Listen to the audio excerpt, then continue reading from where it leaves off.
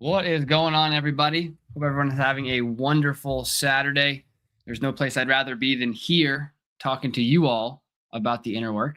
As we all know, you can never shut me up about it. So here I am again on your Facebook, on your LinkedIn, and on your YouTube. So we're happy about it. Really excited about the guest today, good friend Nick Aalerud. We had both been in the real estate space. We're both on this journey of the inner work now. And he is just he's a wealth of knowledge. So I know this episode is going to go great. Nick, for those of you who don't know who he is, actually before I get into that, Built for Impact School Community is live. If you are not there, we are on a 365-day challenge. We're on day 33. We're going live on TikTok every single day to help you all reprogram your subconscious patterns and to do the inner work and to teach you that you can build a life from peace instead of pressure. You can have all the external success. You can get the big house and have the car and do the things, but you can do it from a regulated state of being. So if that's something you could get behind, join the community. It's free to get in there. And that's what we're talking about. We're normalizing the inner work. That's what we're doing. But back to Nick, because he's the star of the show. So hugely successful entrepreneur right here. This is like the epitome of it. Built an 8-figure business, lost it, built it again, right? And this has allowed him to radically rethink what success actually means, right? After years of chasing those external wins, burning himself out, right? He hit the point where he's like, well, maybe money actually isn't the answer here.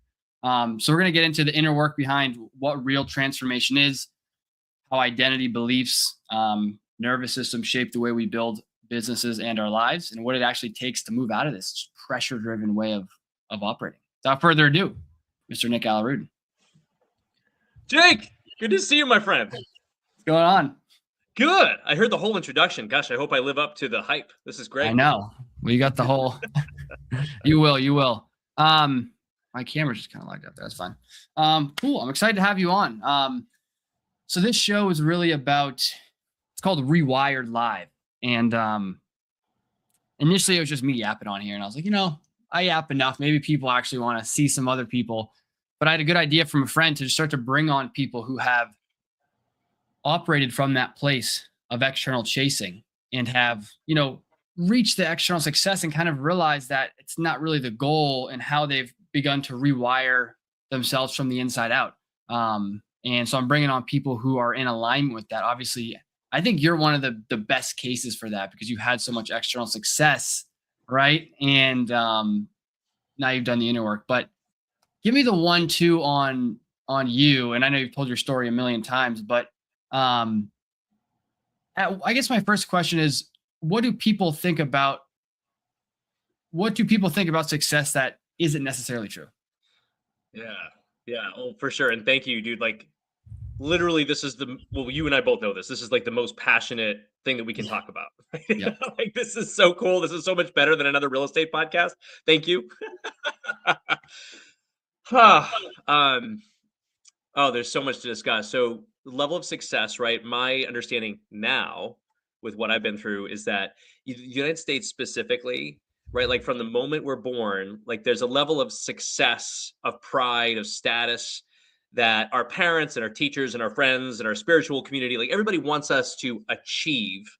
And, what is that achieving, right? Well, like what I found is that in the United States, we're just so built on using what I call the almighty dollar, right, as the benchmark, right? Yeah. The almighty dollar is essentially the new God, other than whatever God we're also taught to worship.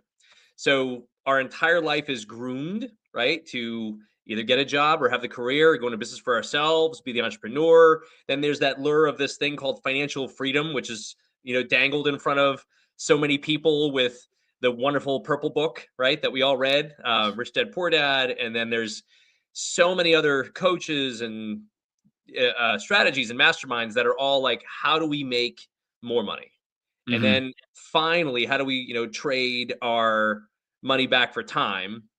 But ultimately, that's just like one measure, right? And now with what I've been through, like I can tell you, it's like one of the very lowest measures that I can think of that is what success could really be, right? If we were just to shift our definition of what success could look like, because now, like having been through it and having, coached 100 people or so, like everyone who has the money finally gets their goal, gets their target, gets the pride, gets the status, right? They get the house, they get everything. And their level of happiness or fulfillment is at like an all-time low. And they're still looking for answers, right? Wait, I got everything I was taught to get. From the moment I was 2 years old, I did it. And like, now what? And other countries, Jake, right? Like they value other things so much more than money. And it's funny because the United States even judges those countries, right? Like, oh, if only they did this, their GDP could go up and they would be happier because they'd all have abundance. And like, well, that's just one form of abundance. And what about, family relationships? What about the feeling of satisfaction and fulfillment when we wake up in the morning, right? Like there's so many other units of success now that I kind of measure. But we start there. We start with, we're taught to worship the almighty dollar. So we do everything we can to get that and to get the status. Yeah. Freaking hit the nail right on the head. It's like, I was going to say that exact same thing. I noticed that when I traveled to Europe and I traveled to South America, like these people value other things. They're so much more passionate. And, I was in Argentina and I was talking to someone down there and she's like, oh, where are you from? I was like, America, whatever. And she's like, oh, so you're a workaholic? And that was her first thought of what an American was. Oh, so you're a workaholic? Like you don't have any fun? I'm like, whoa, all right. But that's how people see us in America. We're just running around like chickens with our heads cut off. And it's not what we want. I was thinking about the term the other day, financial freedom. I was like, everyone says that, right? I want financial freedom. No, you want to feel okay on the inside. That's what you want. And you think financial freedom is going to give it to you. You want to feel peaceful. You want to feel loved. You want to feel accepted. And you think that financial freedom will give it to you. Why is that? Why do we think that? Yeah. Yeah. Well, and freedom, right? Like that is, you're right. Like they're chasing a feeling, right? What's the feeling that we're going after? The feeling of safety or security, the feeling of being okay, the feeling of being accepted, the feeling of status and pride. But that's when I started like going through the archetypes and like, what is freedom to me, right? This was when I was going through my redefinition of success. Like what does freedom even look like? And financial freedom being one of them, but there's so many others. There's emotional freedom, there's spiritual freedom, there's time freedom, right? There's sexual freedom, there's freedom of expression, there's freedom of like all of these figure in to having, right? Like I call life unlimited, like literally having unlimited version of you accepting who you can possibly be. And this is what you and I, like fellow Palladians, like sharing with the world, right? Like our life is only what we limit ourselves to have it be. Yeah. Yeah. But there's so many other versions of freedom, I guess. And that's like the one that people resonate with so much, especially here, right? Because they're feeling that safety, that security. And then, oh, look at the houses and look at the experiences and look at the vacations. But like, here's a question. And this is just because I've worked with so many type A entrepreneurs, right? Like you get there, you get the PFS that finally shifts, right, from 950,000 to like 1,025,000. I still remember it was like 2011. It was when the first time I did my PFS for a lender. PFS finally hit over $1 million in net worth. What's PFS? Personal financial statement, right? So to get like loans, right? So updating our every single year we update our PFS, update our real estate schedule. That's how banks were lending to us as real estate investors. And I forget it. Like I finally did the PFS. It was just another task to be done to get this to the lender so I can get this into the loan. And 1,025,000. I'm like, I did it. I'm a millionaire. And I felt zero achievement. They're like, on to the next deal, on to the next team member, on to the next opportunity. Like, what if it goes away? Like, what? I got to keep working. I got to keep chasing. I got to keep pushing it through because what if? And that was my inner story, right? Like a bunch of us come from different places. One thing that I, never really had was that feeling of safety and security from the moment like I had to leave home at 15, really, really young because I was unsafe.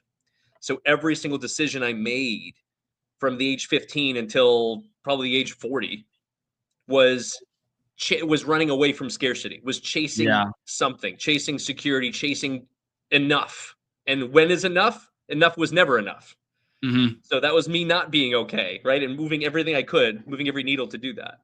Yeah, I want to talk about this concept of constantly chasing something outside of yourself to compensate. I have this theory, or I talk about it two things. I call it compensatory success versus expressive based success models. So Like that. Compensatory success is always chasing something because you have an internal lack.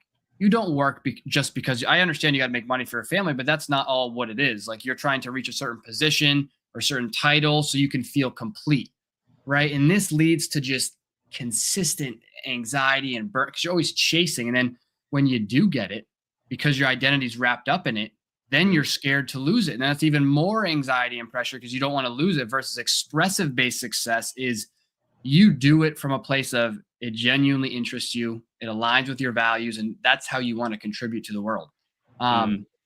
So for you, starting out younger, chasing this thing, at what point? Because I think that's a lot of people. A lot of people are chasing things, and they might be listening to this saying, like, yeah, I get it, but they still want the car and they want all this stuff. What shifted for you though? Because you can like conceptually understand this, but still be going after the thing. Like, what does it take to make that shift to really understand that that's not what it's about? Yeah, I mean, that's an awesome question, right? So I'll start by acknowledging, right? Like we as humans, right? We're born into this world completely perfect, but it would be a really boring life if we didn't go through some shit, right? It Yeah. would be a really boring life if we didn't have to face challenges or traumas or stuff that happens to us, right? Or some scars that happen in our life. So, and it's funny coming from that place because in high school, with all the shit I had been through, not knowing I'd been through shit, I used to judge all the kids that were like leaving class to go and talk to the emotional counselor at school. It's like, own your shit. Come on, people. I'm here. Right. Yeah. So going through it, like, and I can only see this now looking backwards. I couldn't see it when I was in it. Right. But I'll share a little bit about my personal story if you're okay, Yeah. because I think that's what people For need to like sure. hear. So everyone goes through some stuff. I grew up in a really middle class family, like not necessarily poor, not necessarily rich, like had the opportunities, but I had a challenge where I remember I had a fight with my dad over a toothbrush. I think I was 13 or 14 years old. And then like he left the house and I didn't see him again until I was like 23. I didn't know that. So It's wild. like fucking internalize that, right? Like, oh, I did that, right? Like I had that power, right? Like I forced dad to leave the family. And then on top of that, my mother had lots and lots of like of psychological issues where, and ultimately I won't get to the details, but there was a moment when I was 15, I dealt with a lot of shit, but this moment was just over the top and my life was in danger. I felt my life was in danger. So I grabbed all my shit in a big black trash bag and I left and I didn't come back. Right. So that was for me, right? Like working then 3 jobs, being overly pleasant. Like I now had a friend that I was living with, and I remember like her and her mom, and I'm like, I have to be the best housemate ever, right? The absolute best. I can't have them think I have to overproduce my value. I have to overvalue everything that I am in this household so that I don't get kicked out, so I'm not homeless.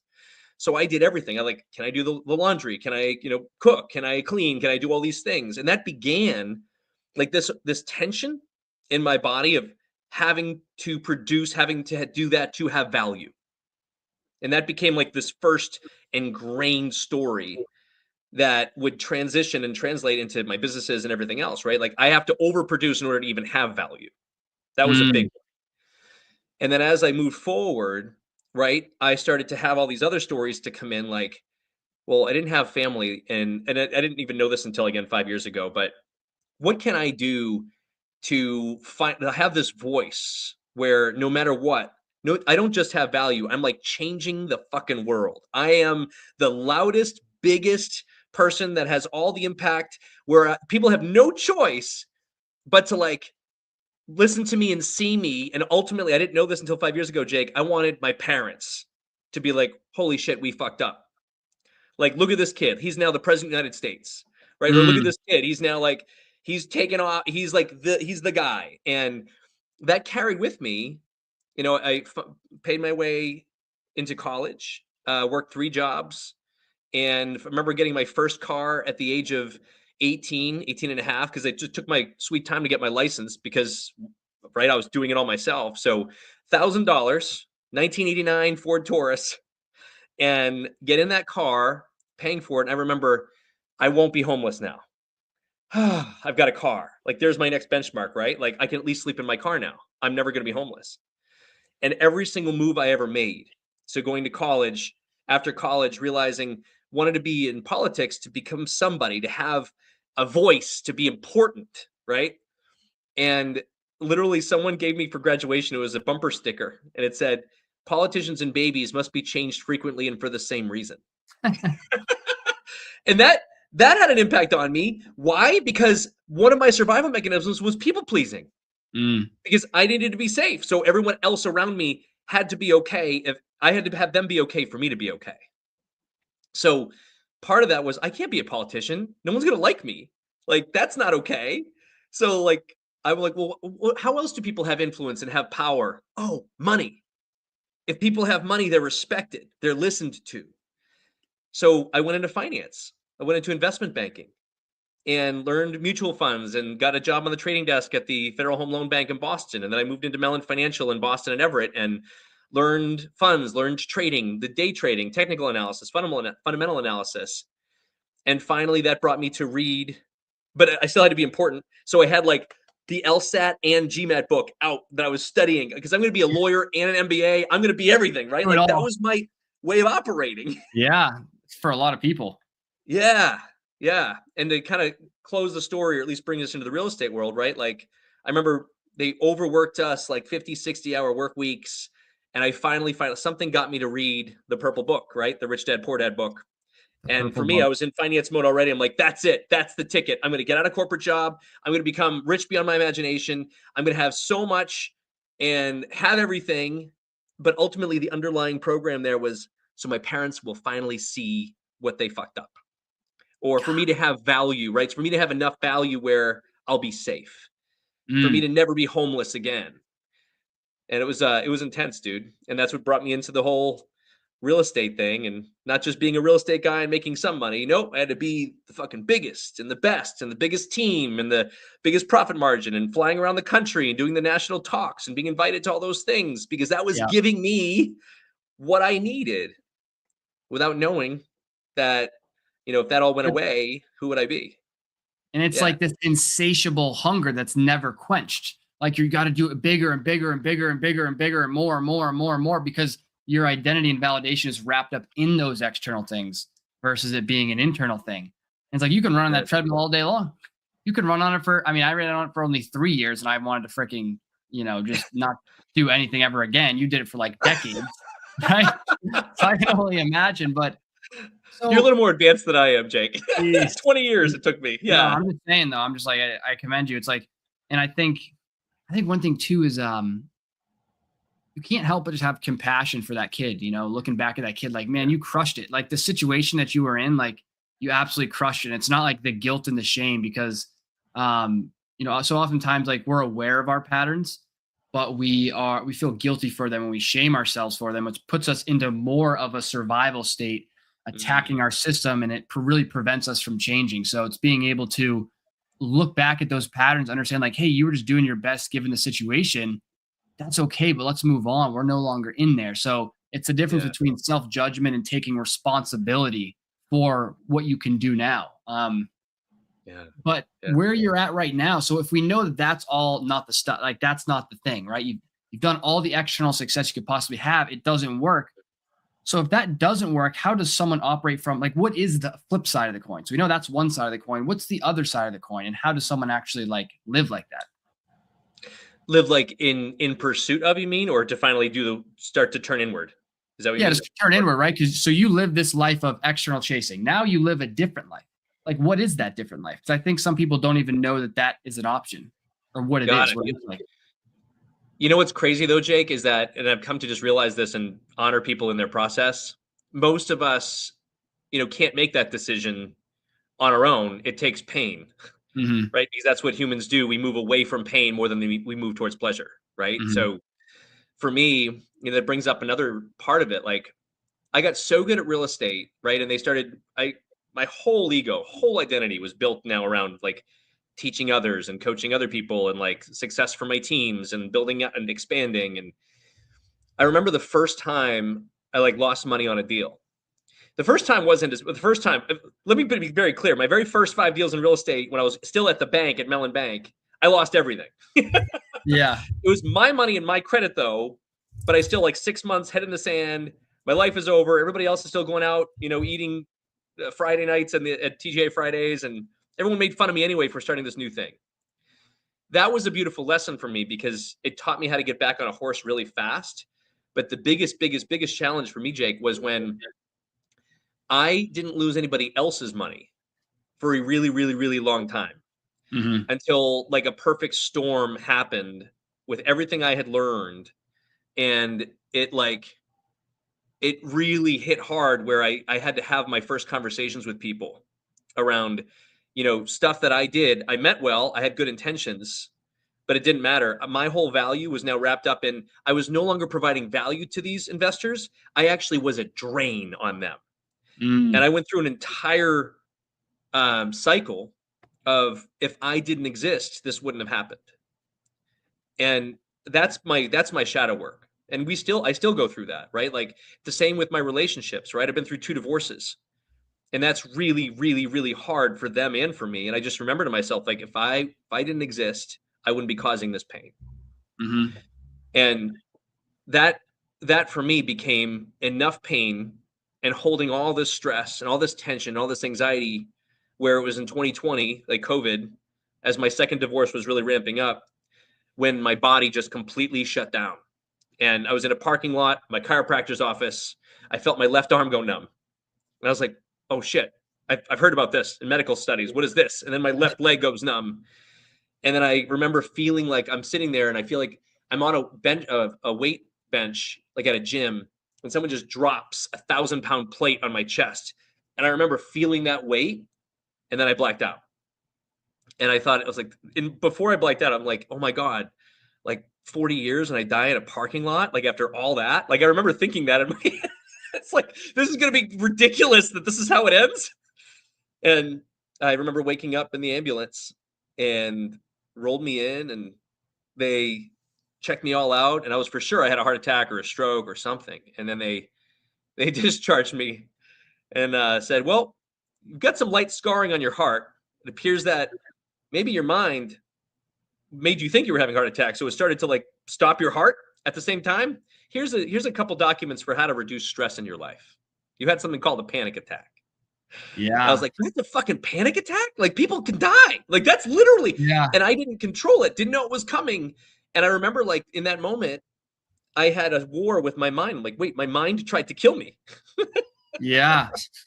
Dude, that is freaking, the more I look into this stuff, I'm really looking into the nervous system right now. I'm really deeply into it. There's this thing called polyvagal theory that Stephen Porges came out with, just the different states of being that we operate in. But our nervous system state dictates so much in our life, right? Just whether we're in a survival state or if we're in a regulated state. But like we're in these constant survival states, man. We're like this, and it's just normal for us, this low grade hum of anxiety and fear. When you're in that, man, your body can't heal. It can't do anything because it's spending so much energy just with the shields up. It's like Star Trek. It's like shields up, right? All the lights go dim in the ship. It's like you have no energy to do anything. And that's why we're getting cancers and getting these diseases, because we're just living in chronic stress. It's an absolute epidemic in the freaking world, an absolute epidemic. And people just think that's the way it is. Oh, it's just the way it is. You're in entrepreneurship. Yeah, you got to grind yourself into a pulp. It's just entrepreneurship. Yeah, you got to be miserable for 3 years. That's just part of the game. It's like, no, it's not part of the game. And that's my biggest thing. It's like you can build the business from peace instead of pressure. And we need to freaking normalize that message, because it's just not out there. And you got all the people. You just need more discipline. Well, you got to listen. If you're getting up at 4, you need to get up at 2:30 in the morning. That's when you need to get up. All right. You're going to need to run 10 miles and then you'll be ready. Then you'll be worthy of success. And it's like entrepreneurs are already hard enough on themselves. They don't need someone else coming in there and telling them they need more discipline. They need someone to come in with some fucking compassion, some love, and be like, you're okay, man. Relax. They were floating around on a rock in the middle of freaking nowhere. It doesn't even matter. And it brings me back to the opposite. So I literally had a podcast called the Shut Up and Do It Real Estate Podcast, right? Like I literally embraced this grind culture. I embraced doing the hard things. Like if that feels hard, go for it. You're going to do that. You're not going to do the easy thing over here. Like, yeah. And I had another line, right? Like your success in business is directly proportional to how well you can learn to embrace stress. I used to say that all the Mm, time. And by saying it, just like you mentioned, like having no idea, I didn't even know I had a body. Like I thought the mind was mhm. all I needed. I had a strong-willed mind, and that the body was Dude, just going that's to do whatever the mind says. yep. And that's the biggest disconnect of change in the self-help space is like there's so much research coming out on the physiology of our bodies and how our state drives everything. So we think that it's like, okay, I have an insight, I'm gonna take actions, I'm gonna get a result. That works when you're in a regulated environment. But when your body Yeah. gets dysregulated and you fall into survival patterns, you're reverting to your most ingrained subconscious patterns. It literally bypasses the cortical system. It goes to the subcortical patterns. So you could know all day long that, hey, I'm not supposed to respond in anger when someone flips me off. But if your most conditioned response is just to lash out, you do that, right? Yeah. And the other thing is like, that's Wow. absolutely blew my mind is that when you're in a dysregulated state, like in that fight or flight, your prefrontal cortex, which is responsible for creative problem solving, nuance, thinking, emotion regulation, it literally goes offline because your body's in survival mode. So you're sitting Yeah. there in panic trying to figure it out and you don't even have access to half your freaking brain. So it becomes about state before strategy. You have to regulate your state into a calm state. Only then can you think about the right thing to do and act in the right way. And like the awareness of that, Jake, like people don't even have the awareness that they have been operating in this tight, Mhm. tension, fight or flight for their entire lives, essentially. Like we're No, I built know. for that. United States is specifically, we ingrain that, we reward that, right? We talk about it, hustle culture, grind culture. A great book around when I was starting to learning about my body, when I realized that my body was separate from my mind, which was separate from my spirit and my heart, like had no idea. The Body Keeps the Score It's on my was an list. I'm reading it unbelievable. next. Yeah, it's a doctor, like for people who were like, oh, it's a spiritual thing. No, like this is a doctor, a psychiatrist out of Boston that started working with PTSD vets before PTSD was a diagnosis. And Mm, he brought that diagnosis to the table because their bodies were just locked, right? And yeah. which was re-triggering traumas in their mind. It would lock them even further and they would be going down this path. And he found scientifically that even from a young age, even babies, he did the study where um, he had a like a new like 2-week old baby, right, being like screamed at versus I'm trying to remember the test, but from baby to now, like when we feel an emotion and we don't feel safe enough to express the emotion, especially like men were taught to never express Mhm, emotion, right? That's a mhm, weakness. It locks itself in our body. It locks mhm. itself either in hard tissue, in tension, in joint pain. It locks itself in a higher, but the heart rate is what he was tracking. And the heart rate, because the heart can't lie, right? When the heart rate rises or lowers, that is the state of our nervous system, right? Like that is fight or flight, or that's at rest and relaxation. Yep. So it's like it locks itself in our body and it will continue to be locked until later in life, we get older, we're maybe able to express the emotions that never did get expressed.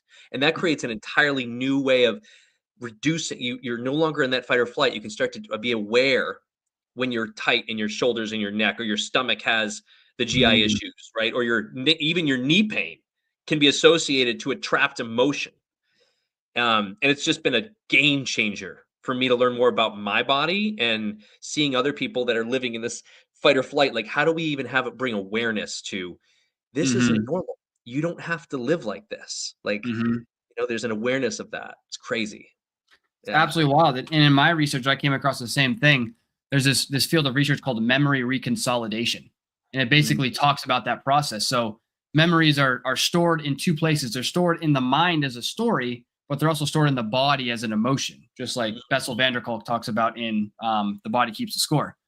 And what happens is for an emotion to naturally process, you need to be present and not resisted, just like Michael Singer talks about, right? Like non-resistance. And I understood that concept, but I realized like, oh, there's actually a bunch of science that actually backs this up. It's called memory reconsolidation research. And I was like, so what happens is for an emotion to release, like say someone does something that makes you angry, you need to be able to feel the emotion and not resist it. Meaning you don't try to push it down, you don't try to suppress it, you don't try to make up a story about why it is. You literally just experience it, right? Your shoulders are relaxed and you just sit there with the anger or the guilt and you literally just let it be there. You don't resist it. And if you Mm. just do that, that situation doesn't become a samskar, right? The energy just moves through. But it's when we clench up, oh, I'm not supposed to feel anger because no one taught us how to deal with our emotions. It's like, oh, I'm not supposed to feel anger. I'm not supposed to feel sadness. Shove it down. That creates the system is like blocking it. So now every time someone cuts you off, even before you can consciously even say, like, consciously, like, I need to not react here, but that emotion is stuck down there. And the second you get triggered, it's boom, it's coming out. And then what happens? It comes back up, and then we just shove it back down. Comes back up, shove it back down. And it's crazy though. But there's when that emotion gets triggered, they say it becomes labile, meaning it becomes editable. Like they used to think that emotions were just stored in the body and they couldn't be changed. But once it's triggered and it comes up, if you meet it with a pattern interrupt, meaning that you meet it with a regulated state, you can re-encode that memory into the body as something different. So that samsara, or like the thorn that Michael Singer talks about, no longer has control over you. So life becomes about like triggers are this amazing thing of emotions, because you can release that, right? And you can regain your capacity, and the external world doesn't have control over you. And that's my definition of freedom. Nothing in the external world has control over you. Oh, I mean, amen. Rewiring the mind. And even your listeners who are watching this, right? Like, we've been doing something a certain way for 20, 30, 40, 50 years.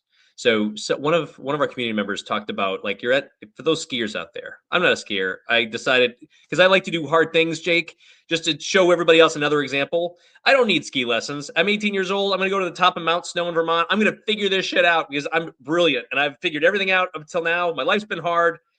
And I had to make up swears as I fell down the entire mountain. So I'm not really a skier still. But someone described it as, right, we get to the top of a mountain, you ski down, you've carved like some tracks in the snow. You go up to the mountain, you carve in more tracks. It gets deeper and deeper and deeper and deeper as we're carving these tracks. Those are our thought patterns, right? Our triggers and our immediate responses and reactions. So 20 years of that, 30 years of that, you're in what they call a rut. Very difficult to pick up a ski and to change direction when you've been carving this into a mountain for 20 years. And what's beautiful is that, with work like trigger therapy or hypnosis or plant medicines, like, people are able to, it's like you're gently sprinkling soft snow in these ruts again to kind of bring them up just a little bit, so that there becomes a pause, right? There becomes this beautiful, this miracle pause, that before we go into the same track, the same thought pattern, the same habit we've always done, the same reaction that we've always had with our partners or in our teams and ourselves, or the self-judgment and the shame and the guilt or the negative self-talk that most of us entrepreneurs have taught because that was helpful for us to keep building and keep grinding. What if there's like a beautiful pause where we recognize how that feels in our body? We're like, oh, wait a second. Maybe I can go this other direction today, just for today. And we meet it with compassion. I know that, mind. Thank you. But today, let's try something new. I know it's scary. Anything new is scary because the mind wants to keep you safe. You know this rut. You've been in it for 25 years. So the moment you stop going down this self-flagellating habit of whatever this habit was that has served you and kept you safe up until now, but no longer serves you, the brain's still going to react. That's not safe. We don't know that path. Nope. We're going to come back here. And just like we can retrain let's brush our teeth with our left hand for a week. Like, our mind is purely a muscle, and the awareness that we do have the ability, even if it feels so impossible, to retrain, to have a pause, and to just a whole different muscle and a different track is possible, right? Like, brushing our teeth with the left hand, or if there's a pattern, if you're in a negative thought spiral, I usually go to the body. Like, what does the top of your foot feel like right in this moment? Or what does your liver feel like, right? Like, this is what we do in hypnosis to kind of bring people into their body from their mind. Like, that doesn't make any sense. Yeah. No, that's real. I love that analogy of like your neural patterns, right? It's like Donald Hebb. He was whatever he was, but he said neurons that fire together, wire together, right? So as you fire new neurons, you're starting to but it takes time. It takes repetition is what it takes. It takes repetition with emotion to do that. But yeah, those ingrained patterns, that's what you default to under pressure. This is what I'm saying. Like, the physiology plays a factor, because it's not enough to just cognitively change. Like, and this is why the self-help industry has it all wrong. Cause like, you could read all the books in the world about how to be positive and how you need more discipline and all that. But when you're in a stress situation, you're in a pressure situation, what's happening? Your prefrontal cortex literally goes offline. that's where you have all that information. So it's not even there, and you're reverting to your subcortical patterns, like going down the ski trail. Those deepest patterns are where you revert. So like if we truly want to change, we have to change those deep grooved patterns so that we're not defaulting to panic, we're revolting to, to peace or a grounded state. And it doesn't mean that you don't encounter stress as a person. Like obviously you live a life, but you're able to return. That's like the true barometer of progress, in my opinion, is not getting triggered. It's how quickly do you get back to the baseline, and what is your baseline? I love, I know you know this book, right? Joe Dispenza, Breaking the Habit of Being Yourself. Oh yeah. Another unbelievable beginning of this work of learning how to rewire. And it's funny because it gave me a different meaning. A lot of people have heard the term "fake it until you make it," right? That's usually a business term, right? Yeah. And it's funny because there was a time when I did a little bit of that at the very beginning, right? Well, I'm not a real estate investor, but I had to pretend to be one Yeah. in order to do what I was doing. There's a new line that I now use, right? It's be it until you see it. And with that, like with me carving the new ski mountain trails, like it was really hard, Jake, for me with 20 years of ingrained experience, right? Like really difficult. And I had to go through a whole grieving process, like lots of pain for me to, well, wait, if I'm not this, then who am I? Right? If I'm not, I don't have importance over here. I don't have any value. What does that mean? Should I not be here? Like I went through this entire arc of shitty emotions and pains in my body and understanding what this was. And then finally, similar to this specific show that you have put on for your people, I started doing like a Monday call for myself. And in doing that call for me, no one except me, people started to slowly join, and I would say things in that call, and I would be saying it to whoever's listening, but I was saying it for me, right, Jake? So I would come back and listen to my own words that week because I'm realizing I'm coaching myself, and I had to listen to my own words over and over and over and over again. And for me, it took like maybe 8 to 9 months of doing that work, of journaling, of doing those calls, for me, saying words with my voice over and over again, for me to finally feel safe enough to like, I think I've hit a little new track like this. I've moved a little bit to the left.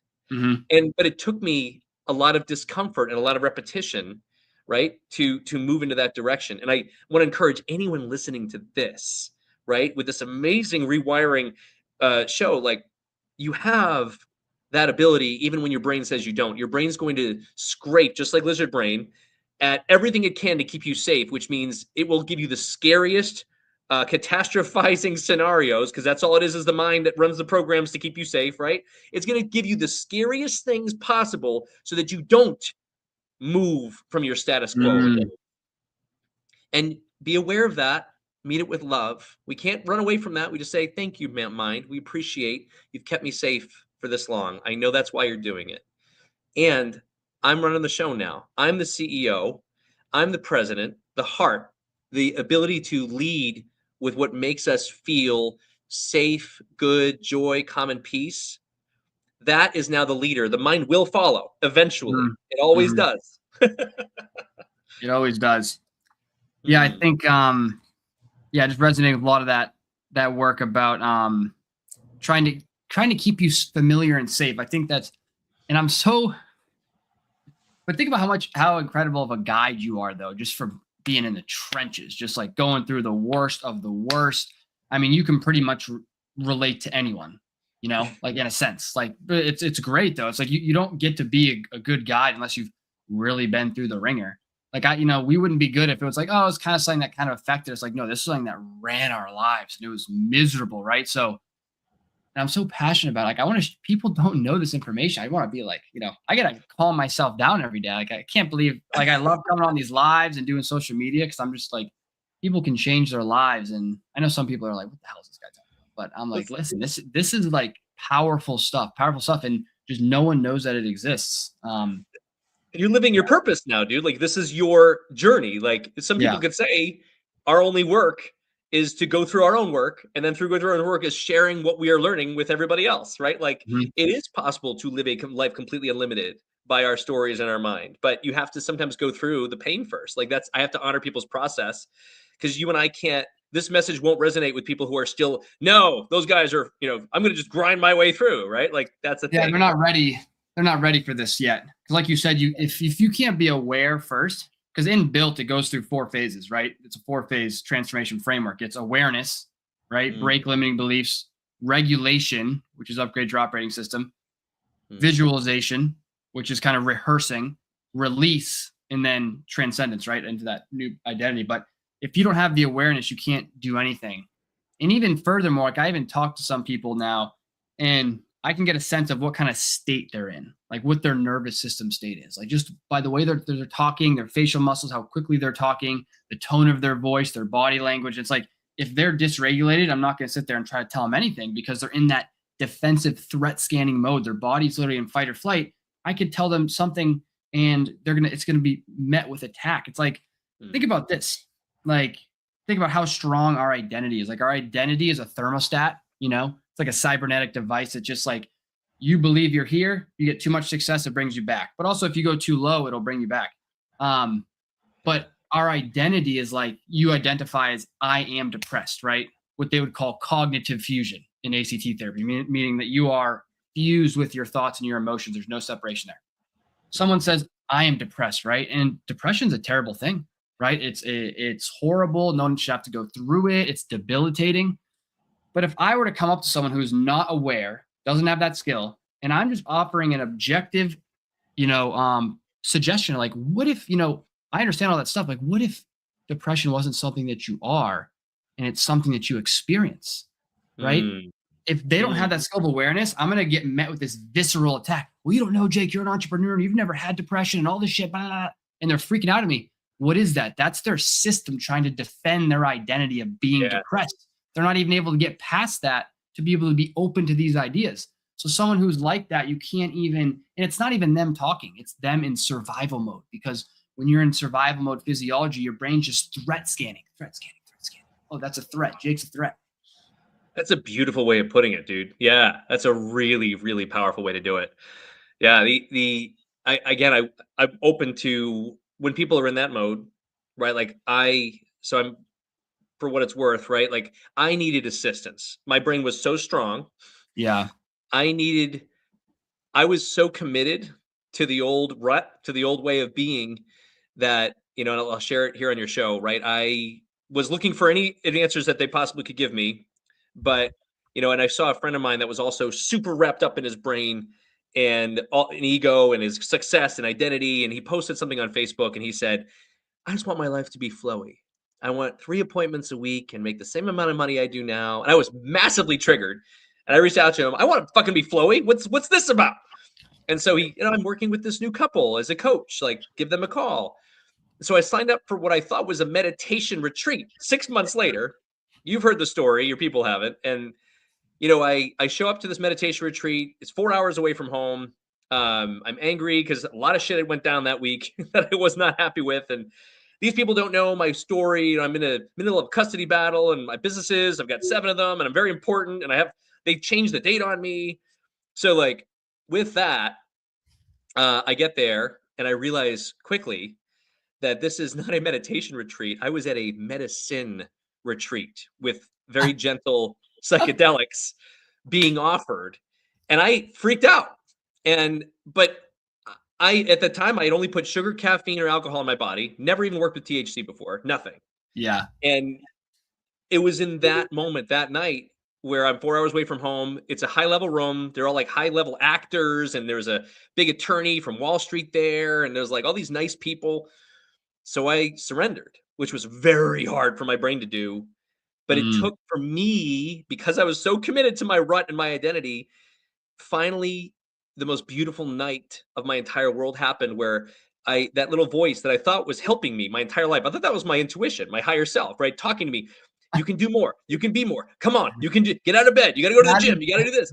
Like that is it a deadly finally, association, thinking that is your intuition. right?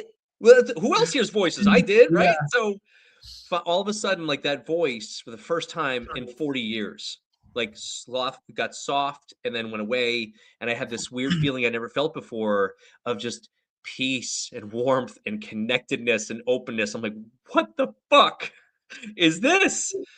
And what really completely sold me on this process was the next morning, and I had the most beautiful night, remember everything, totally conscious. Like I can, pick up those feelings that I had that night. I did have a couple visuals, but in the morning, I had been seeing a chiropractor for 30 years because of a car accident I'd been in, or 25 years at that time. And I woke up the next morning, I had full mobility in my neck and back, and I had no pain, and I burst into tears. And for me, I say all this because, like, some of us are so committed where there are things out there that can assist. So I go back to what you were just saying, is that when people are in that survival, when they're in this place of, I now have the ability because I felt what presence actually is, but I wouldn't have known if I didn't have something to assist me in that, right? And I don't need that now going forward. I just now know what the feeling is. So I can drop into that feeling. And when people, and I'm now a certified psychedelic facilitator. So if someone comes into that lizard brain, that survival, they're scanning for threats. I was taught in my hypnosis, right? We go to the body, we take them out of their mind, we go to the body, we ask them, how does this feel right now? Right? Like a total pattern interrupt question. How does the top of your feet feel? What does your top of your roof of your mouth feel like right now? Why is it, do you feel pain in your right knuckle? Right? And it's an interrupt. Or we can say something. This is a funny story. I know I'm talking a lot here, but like, no, this is great. Value. Pour it on, baby. People who have issues with value or being enough, or I don't do enough, right? Like that was me, right? For people who have that, there's a fantastic reel that came out on Facebook, and it's this big male lion, huge thing, but he's taking a nap. He's completely useless. And he's got his balls hanging out. I'm saying word balls. I'm allowed to say that on your show, right? Yeah, whatever. He's just laying there. There's flies around him, but he's dead asleep. And all of a sudden, this female lioness comes over, starts circling him, starts like rubbing on him a little bit. And then his like partner lioness runs over, starts fighting. And these two lionesses that are like badasses, hunters, doing all the work, raising the kids, like essentially creating the whole household, are fighting over this dumb, lazy lion that's laying there with his balls out, doesn't even know that they're there. And a pattern interrupt that a few of us have incorporated is that once you start to feel that value, right? As like, I'm not providing a value, I'm not providing. So now we say balls. Yeah. It becomes a pattern interrupt. Like, you have value just by existing. Like the fact, this is you and me now, Jake, I'm saying Michael Singer, right? The fact that we, 13.8 billion years of evolution, we're here on a planet that has air and water and dirt. We took the air, water, and dirt with our beautiful brains. We merged out of the muck as amphibians and became monkeys or whatever, Adam and Eve, whatever you guys believe. And we're here now as humans with this intellect, this beautiful mind, this consciousness. And we've created air, dirt, and water. We took those three things with all the little minerals we found in it, created microchips that created power, put us in a rocket to get off the earth, to go to the moon, to go to another thing. We are fucking brilliant. But that's the same muscle that got us into spaceships, that got us to the moon, where we were 4 or 5 years old, and something happened in our world that made us feel not loved or not supported or not enough. And we asked that beautiful muscle, the heart asks the muscle, the brain, hey, I don't ever want to feel that again. So I want you to run every single scenario to protect, so we don't feel this feeling anymore. This hurt, this not enough, this whatever it is. And the brain says back to the heart, this is like Michael Singer's, right? Are you sure? I'm really good at running scenarios. In fact, I've created microchips from dirt, air, and water. I can do that. Are you sure you want me to do that? Yes, I'm sure. Please save me from these negative feelings. Save me from being hurt again. And from that moment, when we're born, the powerful brain does what it does. And it's the computer program that we have programmed since birth to run every scenario over and over and over again. And then we start to create that voice of, you can do more. You can be more. You know what's right and wrong. You can, push yourself a little bit harder, fight through this. Or, what the fuck? I can't believe you did that. Like, we punish ourselves 100 times for doing one thing wrong, don't we? Right? Like, we do something wrong, the negative voice steps in, but then we relive it and relive it and relive it. And that is something we've asked our brain to do to protect us from being wrong or not enough. Mm-hmm. So that was a big way of saying, right? It is trainable. We can use whatever we need to for pattern interrupts, but the awareness, just like in your Built for Impact, the awareness is number one. How can we even be aware of what our mind is doing before we move into the regulation? Yeah. Yes. When we get to the first in-person Built for Impact thing, you're gonna be there. You're on the docket, Nick. Love that. You're on the docket as one of the speakers, and it's gonna be great. We're going global. We're going global, Nick. I love it. I'm talking about people talking about generational wealth. I'm talking about generational impact. Generational impact. Right? 4 generations from now, the whole game has been changed because we freaking grace this earth. I love that's what's important. I'm going to challenge one thing there, though, Jake. So I had impact as one of our 4 core values at AA Real Estate, right? Impact being we were going to make 1 million millionaires, and including homeowners, landlords, or teams. So I was then attached to the outcome. Yeah, for sure. I do have to watch that. So now my new mission statement is, I'm a beacon of light for those who wish to rise, because if I change myself and myself only in this planet, I did it. I'm the miracle. Yeah, right? yeah. And if anyone else listens to you, listens to me, like listens to our teachings, like so much the better, but I no longer attach myself to having to change people. Yeah, no, I agree with that. It's the slippery slope. Definitely being aware of that. I'm constantly checking myself, because then impact just becomes a new performance goal. Oh, well, I gotta have this amount of impact, and it becomes about the results still. So one of the things one of the frames in part of Imagine Your Future that I'm teaching is the shift from vision as motivation to vision as orientation. So instead of vision, right, being something that you have to go attain, and it's like a whip, you're just cracking against yourself to go get your vision, which just creates more anxiety, fear. Again, going back to your physiology, I center a lot of stuff around the nervous system. That identity gap is a threat to your system, right? Because what does your system want to do? It wants to keep you in the familiar. What's not familiar? The version of you with $1 million. So what do you fear? Stress, anxiety, fear, right? And it puts you in that survival state, which makes it getting there harder. What we need to do is just orient ourselves. Just ask yourself, am I walking north today? Am I walking north? Where's my vision? It's just the North Star. Am I walking north? Great. That's a win if I walked north today. So it's just like when you use your vision as some goal to be attained, it's like trying to chase the sunset. It's like you're not going to fucking catch the sunset. It's like way over there. Doesn't matter how fast you run. Doesn't matter if you're on a freaking speed bike. You ain't going to catch the sunset. But you're just walking in the direction of the sunset because it's pretty. That's the goal. So same thing with our vision. It's like use vision as orientation instead of motivation. That'll keep you in a regulated state. It'll keep your prefrontal cortex on. You'll be able to think. You'll have emotional regulation, emotional bandwidth, and getting to your goal will be this beautiful journey instead of this freaking trophy to be attained. Oh, wow. There's a lot of quotables in there, Jake, for sure. Going back to when we were kids, which a lot of us can't even do because we didn't have fun, or we didn't know what that was. A lot of us don't even know what that feels like. But the only goal that we have in our tiny, short, little 76 years of expectant life expectancy on this planet, like how minute and minuscule is that for 13.8 billion years of evolution, right? Like we are here for less than a blink of an eye. And so when we have the anxiety, or we have the guilt and shame, or we have the negative self-limiting beliefs, to moving into what brings you excitement or passion. Like there's literally nothing else that matters. We're only here to grow as a soul and to expand as to who we are. And most of the time it's pain or it's discomfort that allows that to happen. It helps facilitate that. Yeah. So if that's our goal, and we're going to have excitement or pain, and we're going to have discomfort to help us grow, then what's left? Well, what's the thing in your body? Like what gives you this feeling of excitement or passion? What's a vision that you have? Maybe it's a charity. Maybe it's running a sporting event. Maybe it's, I have a member of my community that wants to build this massive sports stadium in Haiti, right? The second most poorest country in the world. Like there's what's exciting for you. And then, like you said, what's one step?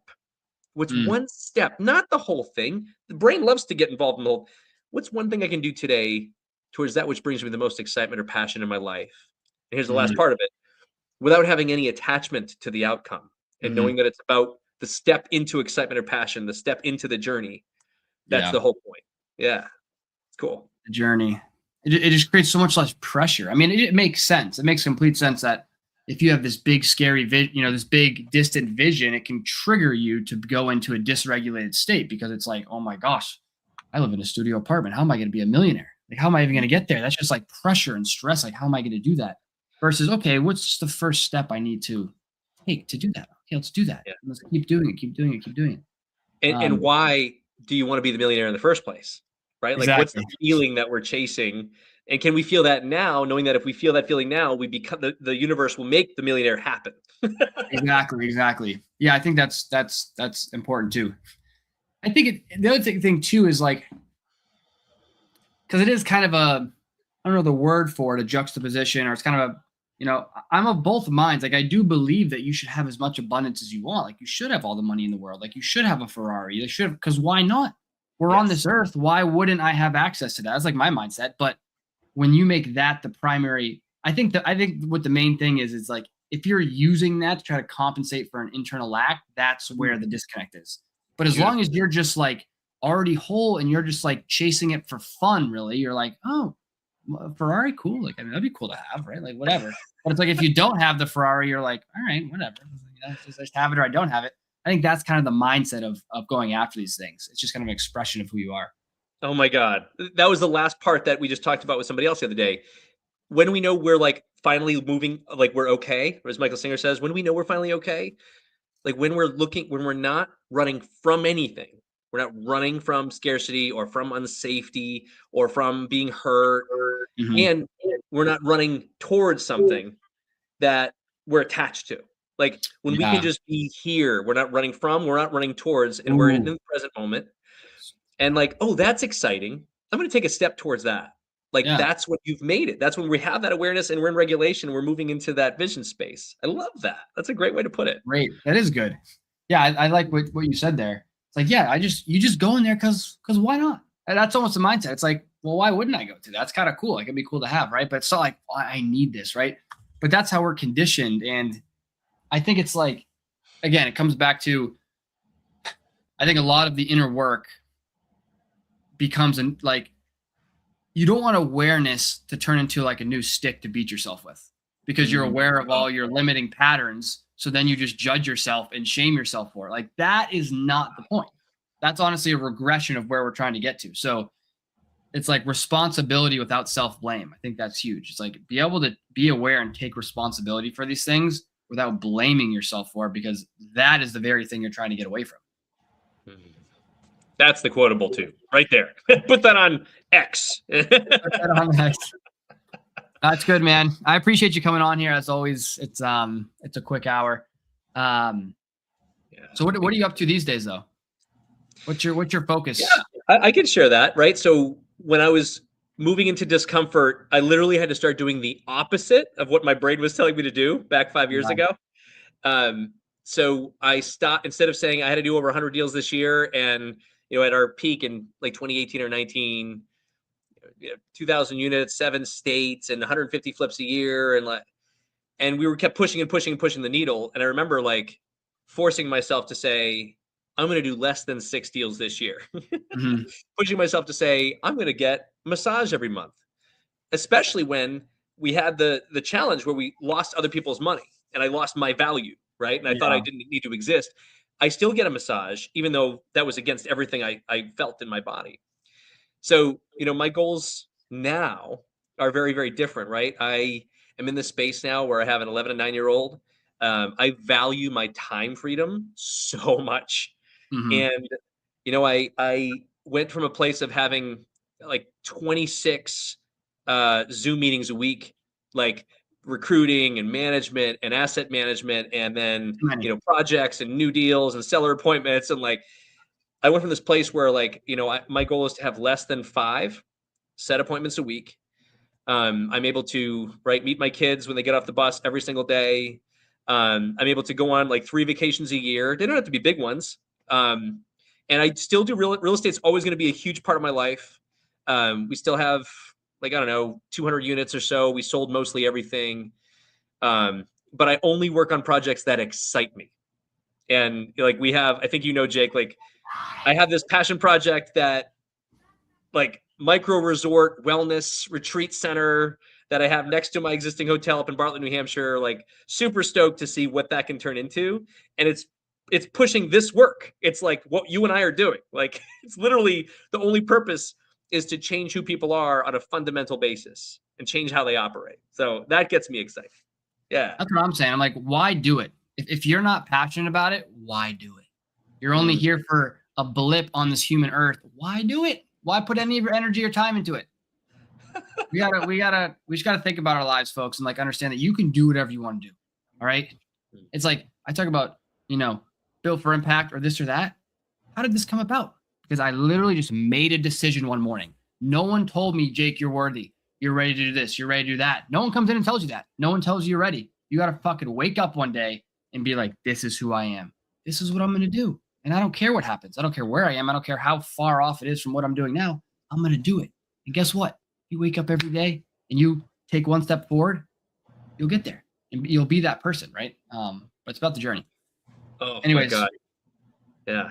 And for those people listening, and this just came to me. So in case someone else is thinking this, right? Oh, well, Jake and Nick are in a different situation. Like they don't know where I'm at. They have stuff that keep them in out of survival mode, right? Like I'll just reiterate, right? Like my story where it wasn't until work was my sedation tool. I could always go back on my laptop, go back on my phone. I could make a bunch more money. And when I started to go through this process of finding out who I was, like the universe put so much shit in my way where I had no choice. I couldn't just bury my nose back in my laptop or computer anymore. And I literally had to go to -0. Like all the things I had done for 20 years, all the things I had built, all the cash I had put away. Like because I so trusted my grind and my sedation tool of work, the universe needed me to learn this lesson that no matter what on this life, you will be taken care of, no matter how much that triggered me. Because I used to hear that all the time from other people. Like, no. I'm the one who makes shit happen. I'm the one. Shut up and do it. Like, we can do. I went to a place where like I didn't know how we're going to pay the mortgage. I didn't know how I was going to do groceries. And like all of a sudden, an escrow check from like 2016 would just show up, an overpayment to like an attorney escrow from a deal that we did for like $800. And then, right, like a student had bought one of our complete deal flow systems. It was a recurring thing. Credit card was in the system and $100. Like things just came in to the point where I had to surrender and cry and like, okay, I will be okay. Like fundamentally. And it took me to go to negative whatever to have to surrender to that. So sharing that story with anybody who needs to hear it, like even now in this moment, you are okay.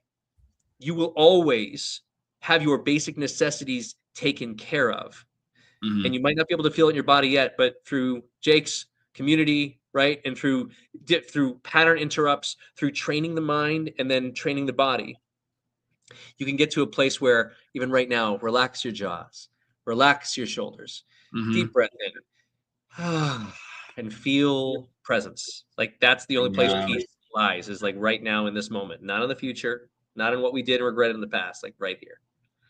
So those things are powerful, like relaxing your body, your face, your jaw, like speaking slower, not moving so quickly through your environment is literally sends physiological signals to your system to calm down. Yes. Right. There's an interesting concept called neuroception. Well, there's interoception, yeah, I'll get into that. That's a whole nother rabbit hole. That's another episode. That's another episode. Cool. Well, I appreciate everyone coming on. Where's the best place for people to connect with you? Oh, sure. Probably Instagram or Facebook, Nick Aalerud. I'm on there. I post random stuff, and it's again funny because all of my old real estate stuff of how to make an extra $100,000 this year got a bazillion views, and now with how to reprogram your mind gets like 4. So there's all your audience is real estate though, Yeah. So it's like especially for myself, right? It's like coming out now with a lot of this personal development stuff is you gotta let your audience find us, or we do. So it's just us being consistent every single day, doing that thing, like me doing these lives every Saturday. It's like people start to see me as that person now. You know what I mean? Like they didn't see me as this person 5 months ago. They saw me as Jake the wholesaler. But now it's like, oh, Jake, like, oh yeah, built for impact. Like it's starting to stick, right? But we just got to be consistent. And easiest way to be consistent is just to take another step. That's it. Take a step every day. This was my step for the day. So this is a win. I ain't even got to do nothing else, right? You've done enough. I did enough. You've done enough. You are enough. And now you can do whatever the fuck you want. That's exciting or passionate. Absolutely great. All right, man. I appreciate it. We'll be in touch. And actually, just stick around real quick. I'm going to end this real quick. But okay. Everyone else, till next time, all the peace, all the power.